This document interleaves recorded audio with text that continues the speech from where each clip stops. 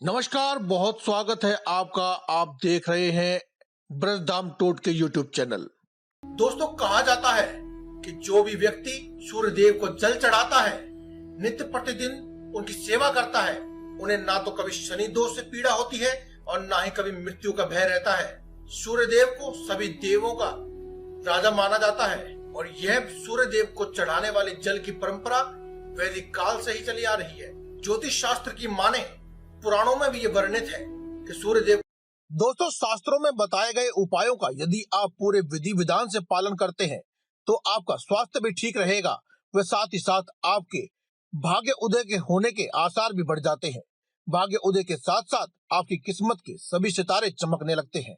इसीलिए प्रत्येक वीडियो में हमारे द्वारा बताए गए पूरे उपायों को पूर्णतः सुने, पूरी वीडियो देखें ताकि आपको पूर्ण जानकारी हो सके। वैसे तो धन प्राप्ति के लिए माता लक्ष्मी को याद किया जाता है।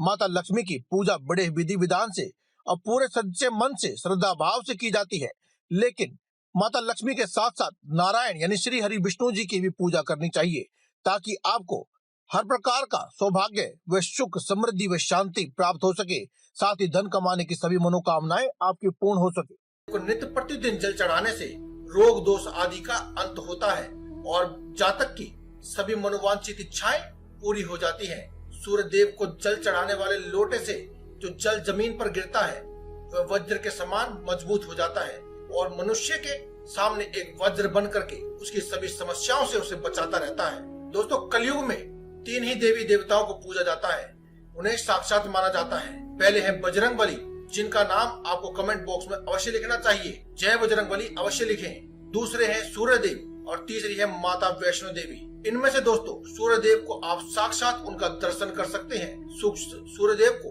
साक्षात प्रकट होने वाले देवी देवताओं में से सबसे ऊपर का स्थान दिया गया है, इसीलिए सूर्य देव को सभी देवों का राजा कहा जाता है।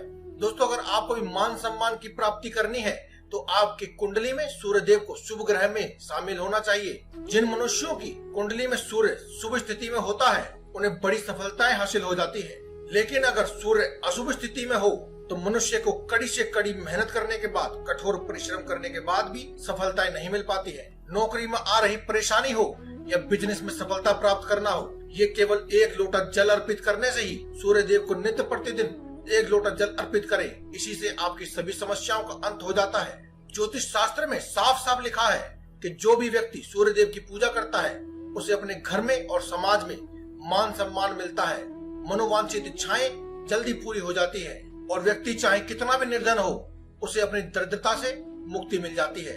दोस्तों, आज की इस वीडियो को बनाने के पीछे भी यही कारण है।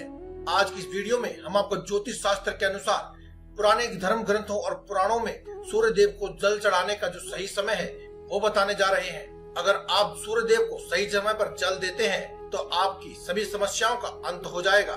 सूर्य देव को जल चढ़ाने से यश, मान सम्मान, सौभाग्य, धन, उत्तम मित्र, उत्तम संतान, उत्तम पारिवारिक सुख, ये सभी सहजता से मिल जाता है। अगर सूर्य देव को जल चढ़ाने की बात की जाए तो सूर्य देव को जल चढ़ाने का पहला नियम कहता है कि आपको सुबह 8 बजे से पहले ही सूर्य देव को अर्घ दे देना चाहिए। यह कार्य करने से पहले आपको अपने नित्य कर्मों से निवृत्त हो जाना चाहिए और शुद्धता का विशेष ध्यान रखना चाहिए।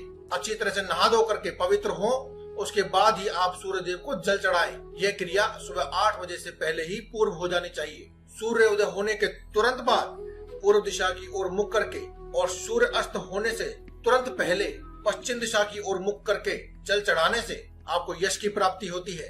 सूर्य को अर्घ देने वाला लोटा यदि तांबे का है तो ही आपको हर प्रकार का फल मिलता है।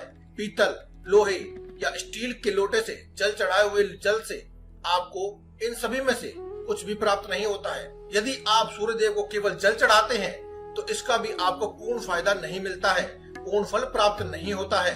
आपको सूर्य देव को जल चढ़ाते वक्त इस एक खास मंत्र का भी जाप करना चाहिए। ओम आदित्याय नमः। इस मंत्र का जाप करते हुए ही आप सूर्य देव को जल चढ़ाएं। सूर्य देव को नित्य प्रतिदिन जल चढ़ाते हैं और आपको उसका पूर्ण फल नहीं मिलता है तो उसके पूर्ण फल की प्राप्ति के लिए जिस स्थान पर खड़े होकर आपने सूर्य देव को जल चढ़ाया है उस स्थान की वहीं पर घूम करके 3 बार परिक्रमाएं करनी चाहिए और जिस स्थान पर खड़े होकर आपने जल चढ़ाया है उस स्थान को भी प्रणाम करना चाहिए। तभी सूर्य देव से पूरे आशीर्वाद को और पूरे लाभ को आप प्राप्त कर पाएंगे।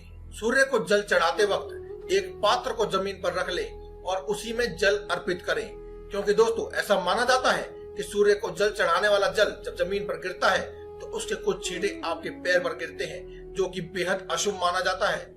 ये ना हो इसीलिए आप एक पात्र को जमीन पर रख लें और सारा जल उसी में अर्पित कर दें, ताकि कोई भी जल का छींटा आपके पैरों पर ना गिरे। बाद में आप अपने घर में जो भी आप पौधा लगाए रखा है आप उसमें उस जल को अर्पित कर सकते हैं, या फिर आप किसी भी मंदिर में जाकर के किसी भी पीपल के पेड़ के नीचे या फिर तुलसी माता के नीचे उस जल को अर्पित कर सकते हैं। यदि आप सूर्य देव को जल चढ़ाने के बाद उनसे फल की कामना जल्दी रखना चाहते हैं तो आप सूर्य देव को जल देने वाले लोटे में थोड़ा सा मिष्ठान या फिर कुमकुम या फिर एक लाल फूल या फिर इन सभी चीजों को आप डाल सकते हैं, ताकि आपको फल की प्राप्ति जल्दी हो। तो दोस्तों आज की इस वीडियो में केवल इतना ही। कल फिर आपसे मुलाकात होगी एक और नई वीडियो के साथ। तब तक के लिए धन्यवाद। कमेंट बॉक्स में लिखना ना भूलें। जय बजरंग बली।